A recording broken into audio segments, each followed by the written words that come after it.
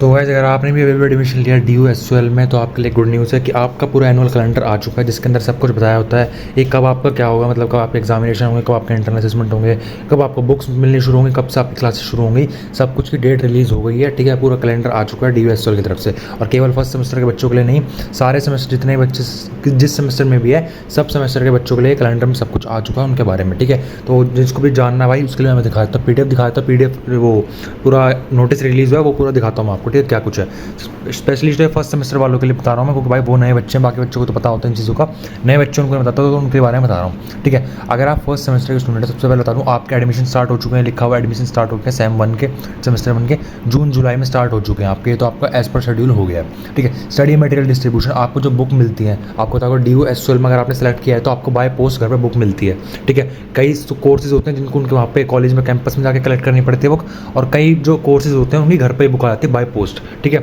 Delivery के through घर पे बुक्स आ जाती हैं। तो उनका क्या प्रोसीजर कब से शुरू होगा, अगस्त से लेकर सितंबर तक चलेगा वो।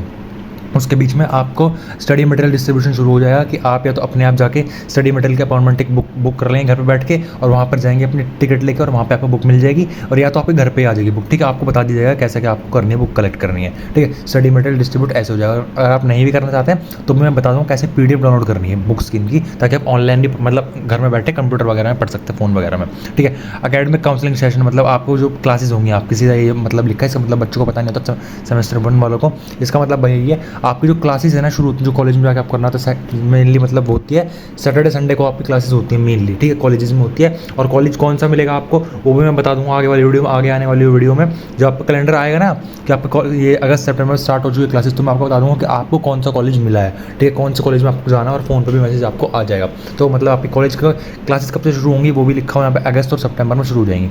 मतलब अगस्त सितंबर में आपका बुक डिस्ट्रीब्यूशन शुरू हो जाएगा, आपको बुक मिलनी शुरू हो जाएगी, और साथ ही साथ उसी टाइम से आपका बुक मिलने के साथ ही आपको क्लासेस शुरू हो जाएगी आपकी। ठीक है, आप क्लास अटेंड कर सकेंगे, आपको पहले बता दिया जाएगा कि किस दिन आपकी क्लास लगी हुई है, आपको किस कॉलेज में जाना है, कितने बजे जाना है, सब बता दिया जाएगा फ़ोन पे, और मैं भी वीडियो डाल दूँगा। ठीक है, सब्सक्राइब भी कर लेना।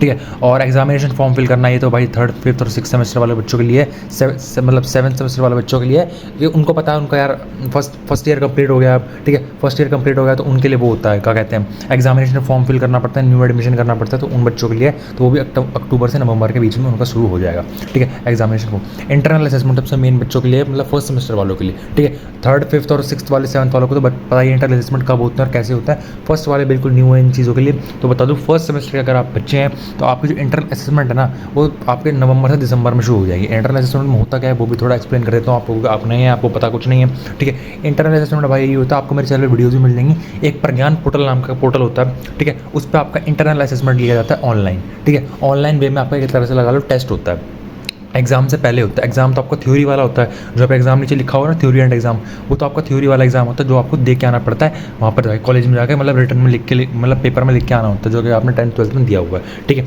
ऐसा ही होता है। पर इंटरनल असेसमेंट क्या होता है ना, मतलब आप इंटरनल असेसमेंट लगा सकते हैं, वो होता है 12th में होता था ना एग्जाम से पहले आपके इंटरनल होते थे, मतलब बाहर से इन्विजिलेटर आते थे, आप इंटरनल लेते थे, आपका वाइवा लेते थे, उसके बेसिस पर आपके इंटरनल के मार्क्स लिखते थे। ऐसे इसमें होता है, बेसिस में आपको कहीं जाना नहीं पड़ता, इसमें आपका सब कुछ ऑनलाइन होता है। ठीक है, एक प्रज्ञान पोर्टल का पोर्टल होता है। ठीक है, उसका मतलब ID पासवर्ड होती है, वो आपके मेल पर या आपके फ़ोन पर आ जाती है, और उससे आपको लॉगिन करना पड़ता है। लॉगिन कैसे करना होता है वो भी मैं बता दूंगा, मेरे चैनल पर वीडियो भी पड़ी है, वैसे आप देख भी सकते हैं। ठीक है, लॉगिन करने के बाद आपको वहाँ पर टेस्ट देना होता है अपना। टेस्ट आपको बताओ क्या होता है, टेस्ट में MCQ आते हैं। ठीक है, मतलब लगा लीजिए मेन में मतलब लगा लीजिए ओवरऑल 70 मार्क्स का उसका टेस्ट होता है। ठीक है, 35 क्वेश्चन आते हैं, हर क्वेश्चन होता है 2 मार्क्स का। ठीक है, तो आपका टेस्ट होता है कुछ 35 क्वेश्चन का। ठीक है, और आपको पास करने के लगा लीजिए उसमें से आपको 40% मार्क्स चाहिए होते हैं ताकि उसमें पास हो जाए। ठीक है, और वो इंटरनल असेसमेंट के मार्क्स आपके रिजल्ट में जुड़ते हैं ताकि आपको पास करने में मतलब हेल्प करते हैं। ठीक है, और सब कुछ ऑनलाइन होता है, आपको ऐसा नहीं है कि कैमरा ऑन करना पड़ेगा या किसी के सामने बैठ के देना पड़ेगा या कुछ करना पड़ेगा, कुछ नहीं होता है ऐसा।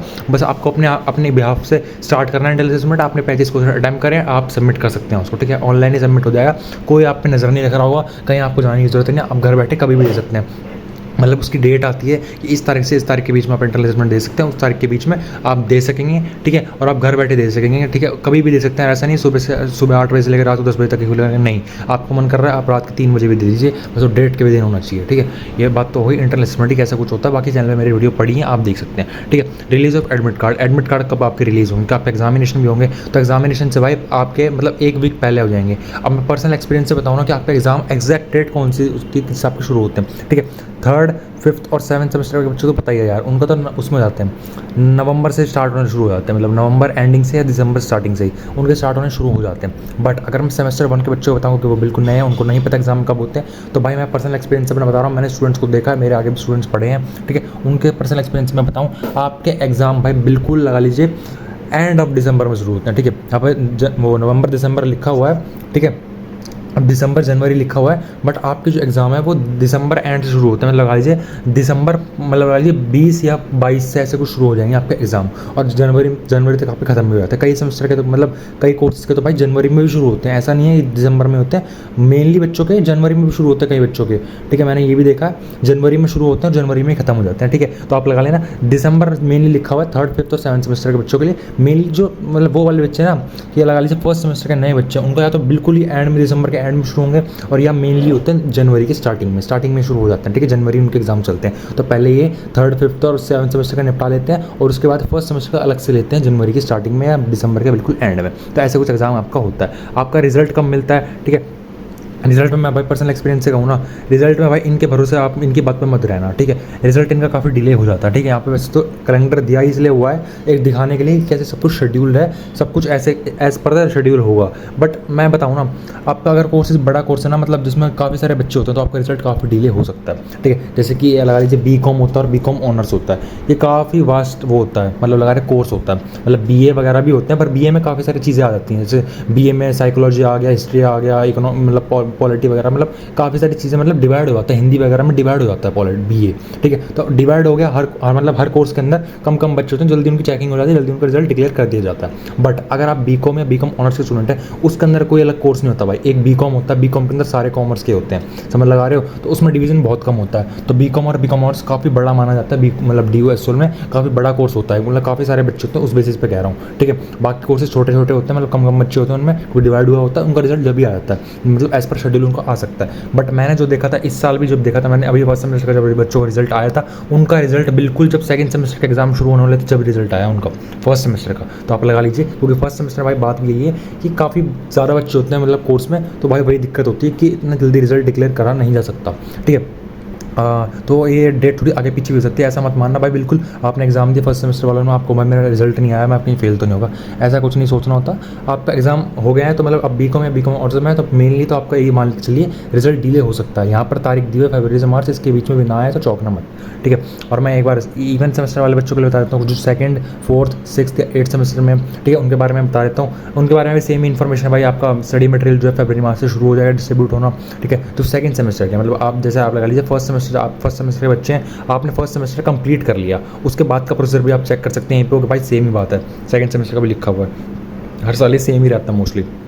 आप सेकंड में आएंगे या फोर्थ, सिक्स्थ, एट्थ के हैं, तो आपका भाई ऐसा होगा कि आपका फरवरी मार्च में आपको स्टडी मटेरियल मिलना शुरू हो जाएगा, आपकी क्लासेस शुरू हो जाएंगी जनवरी से फरवरी में, क्योंकि मैंने कहा था आपको ऊपर आपका जो एग्ज़ाम है वो दिसंबर से जनवरी में कंप्लीट हो जाएगा, पे लिखा हुआ है जनवरी में कंप्लीट हो जाएगा। अब जनवरी में कंप्लीट होते ही अगले महीने से आपकी क्लास शुरू हो जाती है, ठीक है, क्योंकि फीस वगैरह पहले पे होती है, पूरा सब कुछ प्रोसीजर पे होता है, तो अपने आप शुरू हो जाता है, ठीक है। और एग्जामिनेशन फॉर्म वगैरह देख सकते हैं, आपका एंट्रेंसमेंट वगैरह ही शुरू हो जाते हैं, ठीक है। और 1 वीक पहले आपका एडमिट कार्ड आ जाता है, जल्दी भी आ जाता है। इस बार जो सेकंड सेमेस्टर के बच्चे थे उनका एडमिट कार्ड भाई 1 महीने पहले आ गया था, ठीक है, तो आपका पहले भी आ सकता है, ठीक है। मेनली तो इसमें बस बात यही होती है, बस ये जानना कि आपके एग्जाम कब शुरू होंगे, आपके इंटरनल असेसमेंट कब शुरू होंगे और कब से आपके कॉलेज स्टार्ट होगा। बाकी चीज़ें तो हो ही जाती हैं यार, बुक डिस्ट्रीब्यूशन में हो ही जाता है, क्या ही लेना देना है उससे, ठीक है, वो तो बच्चे कर ही लेते हैं। पर मेनली बच्चों को यही जानने का वो होती है कि भाई मेरा मतलब कॉलेज मैं कब से जाऊँगा, कब से पढ़ना शुरू करूँगा कॉलेज में जाके, ठीक है, क्लासेस कब से अटेंड करूँगा, कॉलेज लाइफ कब से जीऊँगा, अलग मेरे एग्जाम कब होंगे, ताकि पहले से दिमाग में प्रिपेयर हो, भाई एग्जाम भी होने हैं, ठीक है। तो ये कुछ कैलेंडर था इसका, मतलब पूरा मैंने दिखा दिया आपको, ओवरव्यू दिखा दिया इसका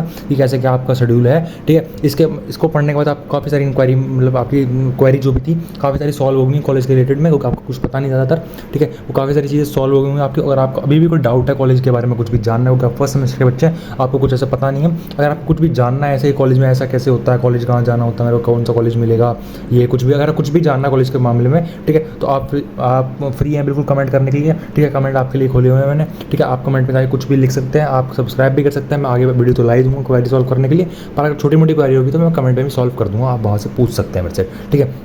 और फिलहाल तो आपका एग्जामिनेशन के वो मतलब एग्जामिनेशन के एडमिशन के फॉर्म चल रहे हैं, वो आप जल्दी जल्दी फिल कर लीजिए, ठीक है, ताकि आपको सही से कोर्स मिल जाए और सही से सब्जेक्ट मिल जाए टाइम से, ठीक है। बाकी यही वीडियो थी, बाकी आप सब्सक्राइब भी कर सकते हैं। 3 साल में आपके ऐसे ही काम आऊँगा, ऐसे ही मैं कॉलेज की लाइफ की मतलब चीज़ें डालता रहता हूँ, कॉलेज के अलावा मैं वर्क फ्रॉम होम भी डालता रहता हूँ, तो जो 12th पास के बच्चों को चाहिए होती है, ठीक है। तो सब्सक्राइब कर लीजिए ऐसे ही और DU SOL और कॉलेज अपडेट्स के लिए, या आप कह लीजिए वर्क फ्रॉम होम अपडेट्स के लिए, ठीक है, सब्सक्राइब कर लीजिए।